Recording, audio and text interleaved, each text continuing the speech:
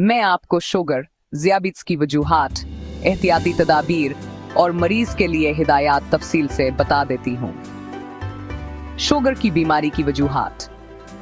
Sugar इस वक्त होती है जब जिस्म में इंसुलिन की कमी या इसके दस्त काम ना करने की वजह से खून में ग्लूकोज की मकदार बढ़ जाती है।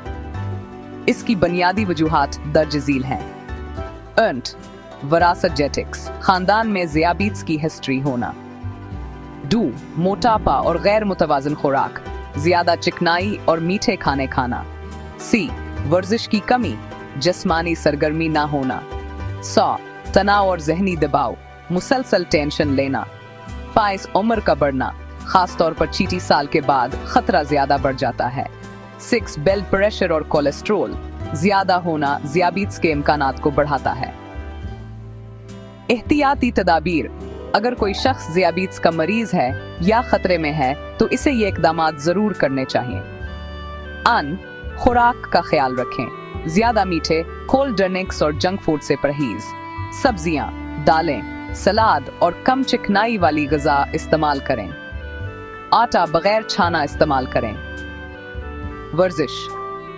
रोजाना कम अज कम 30 मिनट चहलकदमी या हल्की वर्जिश करें। 3, वजन पर काबू। वजन नॉर्मल रखें ताकि इंसुलिन बेहतर काम करे।